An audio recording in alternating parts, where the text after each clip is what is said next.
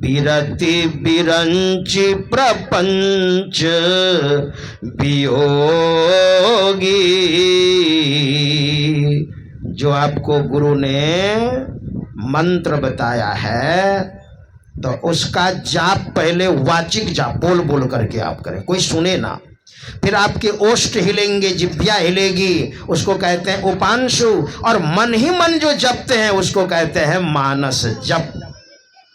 तो ये जो जप आप करते हैं ना, ये मूलाधार से प्रारंभ होता है, मूलाधार केंद्र से। मूलाधार स्वाधिष्ठान मणिपूरक अनाहत विशुद्ध आज्ञा चक्र, तो मूलाधार से ये केंद्र चलता है। बहुत बढ़िया से जब आप जाप करेंगे ना तो आज्ञा चक्र से आगे वो जा नहीं सकता है।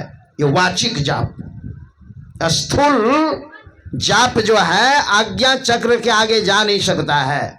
और ये जाप बढ़िया से कर लीजिएगा तो वही वहां से उलट जाता है। तो स्थूल नाम का जप होता है, यानी वर्णात्मक नाम का जप होता है। और वो जो उलट जाता है, उलटा नाम जपत जग जाना, वाल्मीकि भय ब्रह्म समाना। जो उलट जाता है उसको कहते हैं ध्वन्यात्मक। और ध्वन्यात्मक नाम का ध्यान होता है जो नादानुसंधान करते हैं। हमारे गुरुदेव ने भी कहा है, हमारे गुरुदेव कहते हैं केवल जाप अगर बढ़िया से हो तो आपको मुक्ति हो जाएगी।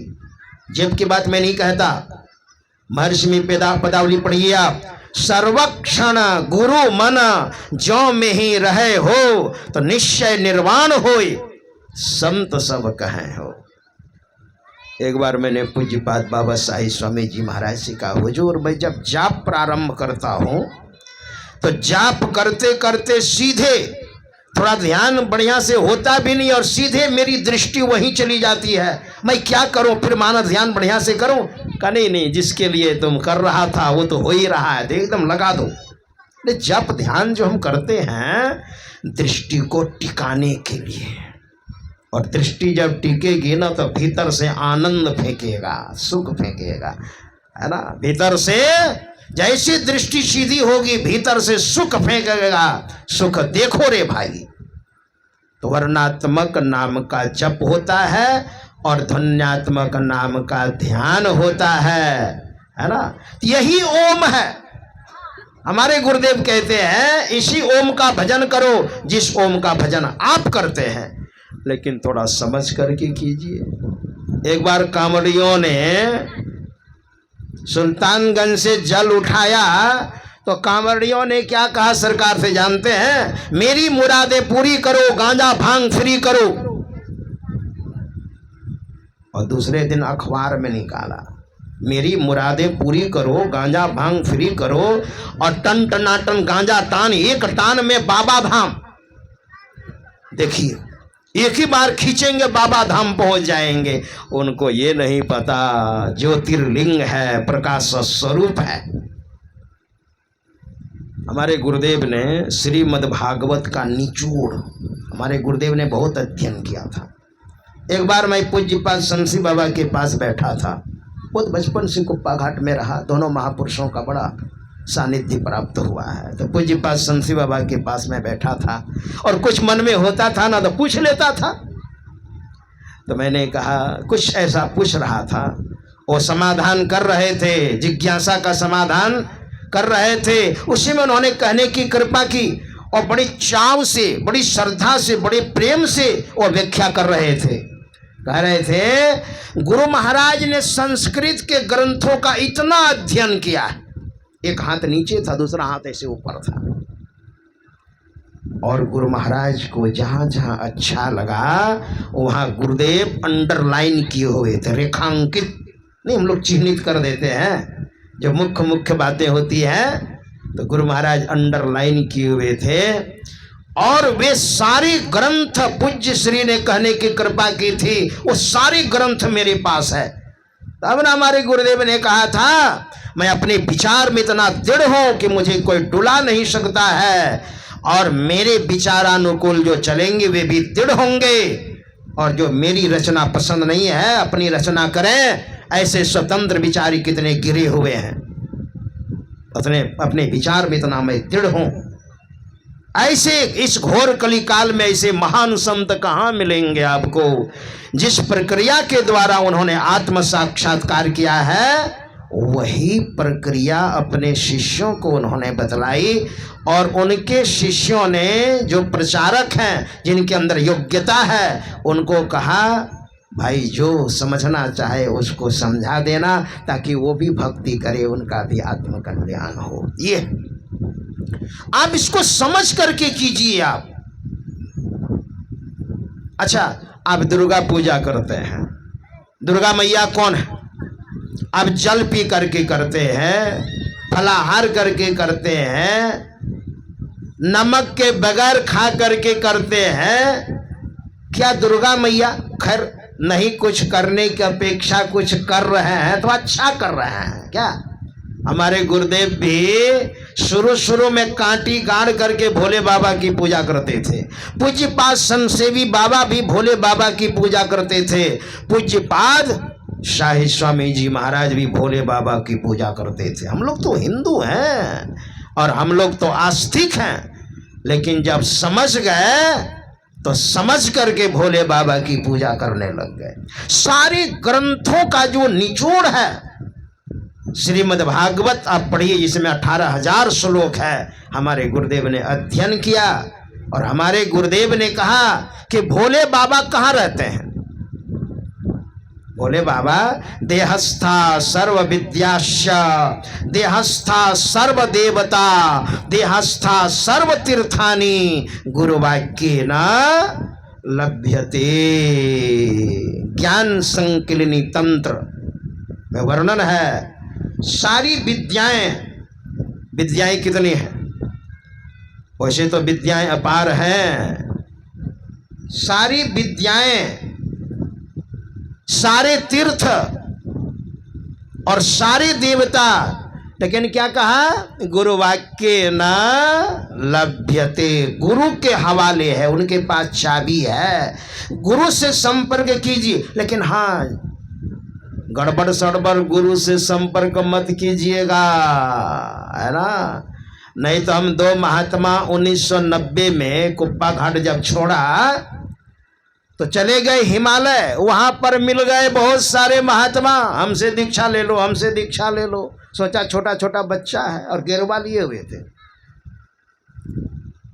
तो हम लोग तो इतने परिपक्व थे ना, कुप्पा घाट से निकले हुए थे, भीतर से बिल्कुल परिपक्व थे। तो कहा गुरु बनाने के लिए क्या करना पड़ेगा? तो कहा 5 रुपये और एक नारियल और थोड़ा फूल देना पड़ेगा, इसी में हम चला बना लेंगे। वो महात्मा केरला का था। तो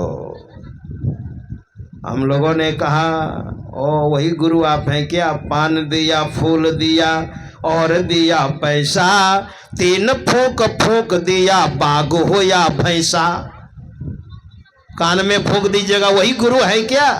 अरे हम लोग तो ऐसे सदगुरु के शिष्य हैं, चले बने तो आपको ही चेला बना ले हम क्या? ऐसे नहीं कि मीट मछली भी खाओ, नशा का पान भी करो, है ना, और भजन भी करो। ऐसे गुरु के चक्कर में मत पड़िएगा, है ना। हमारे गुरुदेव ने जो बात बताई है कि भोले बाबा को अगर पहचान करनी है तो संतों के सत्संग में आइए, आप पहले समझिए, तब भटकिएगा नहीं तो भटक जाते हैं लोग, समझते हैं हाँ सब ठीक ठाक ही चल रहा है।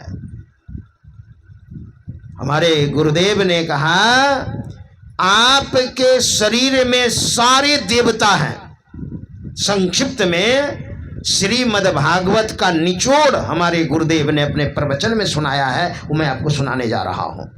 हमारे गुरुदेव कहते पैर में वामन भगवान का निवास है, सबके पैर में भगवान विष्णु का निवास है। वामन भगवान विष्णु के अवतार थे ना, तो पैर में ही प्रणाम करते हैं। आपके यहाँ जब अभ्यागत जब आते हैं ना तो आप पैर ही धोते हैं क्या? साधु महात्मा का पैर ही धोते हैं, क्यों धोते हैं पैर? क्योंकि भगवान विष्णु का निवास है। तो भगवान विष्णु का निवास पैर में, घुटनों में यमराज का निवास है।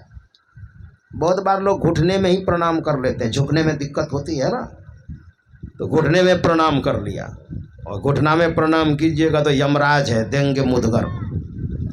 घुटनों में यमराज का निवास है और मूलाधार में गणेश भगवान का निवास है। स्वाधिष्ठान में ब्रह्मा का निवास है। मणिपुरक में भगवान विष्णु का, अनाहत में भगवान शंकर माता पार्वती का, विशुद्ध में सरस्वती माता का, हाथ में देवताओं के राजा इंद्र का, और नाक में अश्विनी कुमारों का, जो देवताओं के डॉक्टर हैं, नाक में उनका निवास है। मुंह में अग्नि देवता का, जिह्वा में वरुण देवता का, जो जल के देवता है वरुण। कान में 10 दिशाओं का, ईशान कौन, अग्नि कौन, नैऋत्य कौन, वायव्य कौन, चारों, और पूरा पश्चिम उत्तर दक्षिण ऊपर नीचे, ये 10 दिशाओं का निवास कान में है। बाएं नेत्र में चंद्र देवता का निवास है, दाएं नेत्र में सूर्य देवता का निवास है। सारे देवता लोग करीब करीब हमारे शरीर में। भोले बाबा कहाँ है? तो वो आज्ञा चक्र में है, सुषुम्ना में है ना। वहां पर आप जाते हैं कभी, भोले बाबा का दर्शन होगा। इसलिए तो शिव नेत्र, आज्ञा चक्र, उस जगह जब ध्यान कीजिएगा, भोले बाबा उसी जगह बैठे रहते हैं। तो आप दृष्टियों की प्रक्रिया कीजिएगा तब ना प्रकाश होगा, क्योंकि ज्योतिर्लिंग, ज्योति मतलब प्रकाश, उस जगह जब साधक जाते हैं तो उनको प्रकाश होता है, बड़ा आनंद आता है ना। हमारे गुरु महाराज के एक शिष्य थे, मोटे मोटे, पूज्यपाद कुलदीप बाबा। उन्होंने मुझे सुनाया, खाते भी थे बहुत। हमको लगता है एक बार में 10-12 किलो से कम नहीं खाते होंगे। हाँ, और कुर्सी पर जब बैठते थे ना तो कुर्सी लेकर के ही खड़े हो जाते थे। उन्होंने खुद सुनाया, उनके लिए बैठने के लिए कुर्सी भी अलग थी। तो उन्होंने सुनाया, एक बार गुरु महाराज से उन्होंने कहा, गुरुदेव आपने जो साधना की है और आपने जो, आप तो अथाह हैं गुरुदेव, आप तो समुद्र है, समुद्र कभी घटता नहीं है। एक बार कृपा करके प्रकाश का दर्शन करा दीजिए, एक बार, है ना। भजू भाई गुरु गुरु गुरु रूप ध्यान धरू, जो दीक्षा लिए हैं समझ गए होंगे, है ना। सन्मुख बिंदु निरेखो, सुख देखो रे भाई। पूज्यपाद बाबा साई स्वामी जी महाराज ने मुझे कहा था, बैठो तो मुस्तैदी के साथ जप करो, मस्ती के साथ, ऐसे नहीं जैसे तैसे बोला उठ गए, नहीं नहीं नहीं, मुस्तैदी के साथ लगभग 20 मिनट मुस्तैदी के साथ। पहले तो मन तोड़ तूफान करेगा और धीरे धीरे शांत होने लग जाएगा। और जप जप कीजिएगा बढ़िया से, थोड़ा थोड़ा जप हुआ तो मानस ध्यान होगा। जप में ताकत है ना, वो खींच करके लाएगा। जप का मतलब ही होता है बुलाना, मानस ध्यान को खींच करके जप लाएगा। और थोड़ा सा ध्यान जब होगा तो दृष्टियोग भी उस दिन सही से बनेगा। और कुछ देर तक कीजिएगा, ये नहीं कि भला चंगा अभी जप हो रहा था, मानस ध्यान हो रहा था, ये दृष्टियोग काहे करने लग गया, तो कुछ दिखता ही नहीं है। नहीं नहीं नहीं नहीं, कुछ देर तक उस जगह देखते रहिए। और पहले तो स्पार्किंग होगी, दोनों दृष्टि की धारें जब मिलेंगी ना तो पहले स्पार्किंग होगी, छट छट छट छट, बिजली छटके भोर का तार दिखाता है, बड़ा आनंद आएगा। सिमटाओं में आनंद, चंचलता में दुख। वही पूज्यपाद कुलदीप बाबा ने कहा, हुजूर एक बार हमको प्रकाश का दर्शन करा दीजिए, आपकी सेवा करता हूँ, आपकी सान्निध्यता प्राप्त है हमें। गुरु महाराज ने बहुत गंभीरता पूर्वक कहा, कुलदीप तुमको मैं प्रकाश का दर्शन करा दूंगा ना तो तुम पागल हो जाओगे। पागल का मतलब विक्षिप्त नहीं, पागल का मतलब विक्षिप्त नहीं होता है, मतलब एक गरीब आदमी को बहुत धन मिल जाए तो कैसे इतराने लग जाते हैं क्या। छोटी छोटी नदियां अगर उसमें एकाएक अगर बादल फट जाए तो क्या बाढ़ आएगी, बड़ा बड़ा डैम टूट जाता है, बड़ा बड़ा पुल टूट जाता है, गांव का गांव बह जाता है क्या। वो संभाल नहीं सकती है ना, वो नदी, वो नदियां संभाल नहीं सकती है। उसी तरह तुमको मैं प्रकाश का दर्शन करा दूंगा ना, वो प्रकाश स्वरूप भोले बाबा का दर्शन, ज्योतिर्लिंग, पागल हो जाओगे, मतलब तुम संभाल नहीं पाओगे, बहुत आनंद आएगा, है ना। स्वामी विवेकानंद को रामकृष्ण ने पहली बार वही प्रकाश का दर्शन कराया था, यही तो है। सब कर मत खगनायक एहा, करिए राम पद पंकज नेहा। ये सारे महापुरुषों का एक ही बात कहना है क्या, करिए राम पद पंकज नेहा, मतलब परमात्मा का चरण क्या है, वही प्रकाश। परमात्मा का जो चरण है वो प्रकाश है। कुलदीप, अगर मैं प्रकाश का दर्शन करा दूं तो तू पागल हो जाएगा, मतलब संभाल नहीं पाओगे, इतना आनंद आएगा ना, बहुत आनंद आएगा। इसलिए अपनी मेहनत से करो, संभाल करके रखोगे, क्योंकि कितनी मैंने मेहनत की है पता है ना, कितनी मेहनत की है। तुरंत नहीं होता है, बैठना पड़ता है जबरदस्त। हाँ, हमारे गुरुदेव ने ऐसा कहा। स्वामी विवेकानंद को रामकृष्ण ने जब दर्शन करा दिया, इतना आनंद आया ना, क्या कहना, उनको कुछ भी अच्छा नहीं लगता था।